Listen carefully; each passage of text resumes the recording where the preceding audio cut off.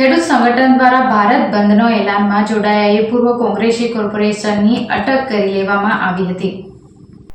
ખેડૂતના વિવિધ પડતર પ્રશ્નો ખેડૂતના વિવિધ સંગઠનો દ્વારા આજ રોજ ભારત બંધનું એલાન અપાયું છે।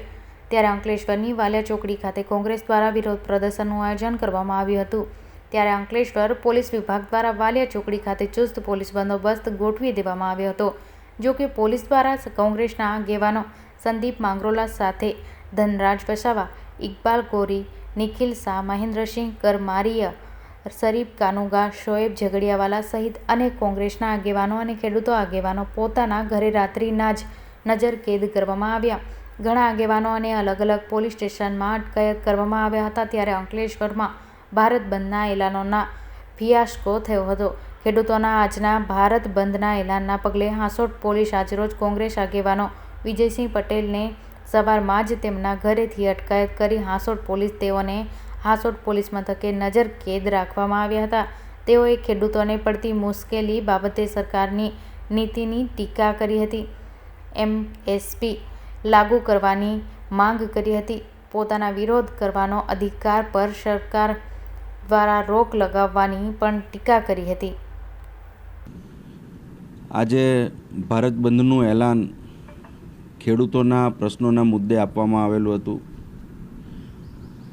રસ્તા રોકો, રેલ રોકો, ચક્કાજામનો કાર્યક્રમ ખેડૂતો સ્વયંભૂ કરવાના હતા, પણ આ તાનાશાહ સરકાર પોલીસને આગળ ધરીને ગઈકાલ રાતથી જ કોંગ્રેસના અને ખેડૂત આગેવાનોને ઘણા કાર્યકરોને નજરકેદ કરી દીધા પોતાના ઘરોની અંદર।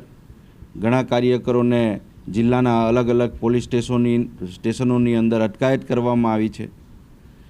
ગઈકાલે જ મેં કીધેલું એમ કે આજે પોલીસની અગ્નિ પરીક્ષા છે, અને જે રીતે ભારતીય જનતા પાર્ટી જ્યારે આવા કોઈ કાર્યક્રમો કરતી હોય અને એ વખતે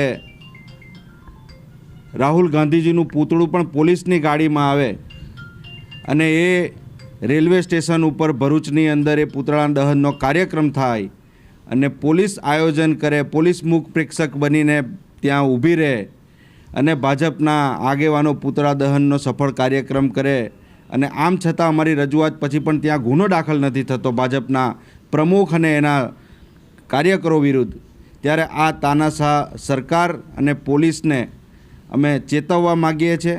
અને લોકોને ખાસ કરીને હું આજના આ પ્રસંગે ટકોર કરવા માગું છું કે આ લોકશાહી ખતરામાં છે।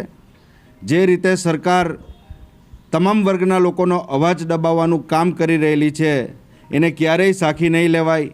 આવનારા દિવસોની અંદર આ આપણા માટે ઘાતક સાબિત થશે। તમારી જે નિષ્ક્રિયતા છે, આગેવાનોને છોડીને પોતે લીડરશિપ લેવી પડશે અને પોતે આપણા પ્રશ્નો માટે રોડ ને રસ્તા ઉપર ઉતરવું પડશે, ત્યારે જ આ કાર્યક્રમો સફળ થશે।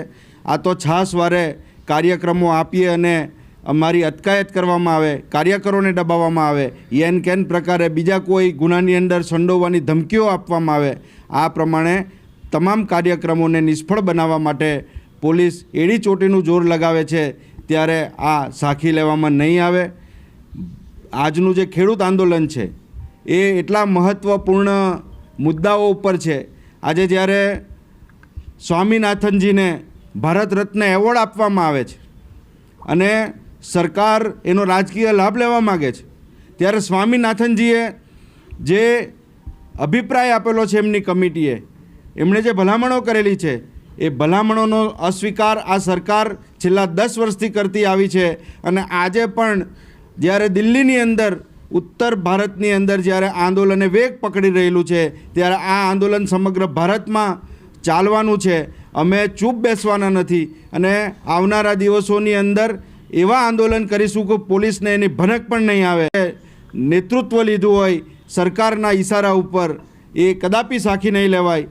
સ્વામીનાથન કમિટીના રિપોર્ટનો અમલ થાય, ખેત મજૂરો ખેડૂતોને પોષણક્ષમ ભાવો મળે અને એના માટેનું પેન્શન પણ એને મળવું જોઈએ।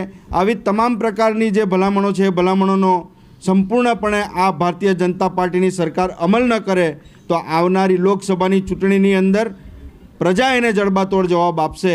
એટલી જ વાત કહીને ફરી પોલીસનું આ જે વર્તન છે એને હું વખોડી નાખું છું.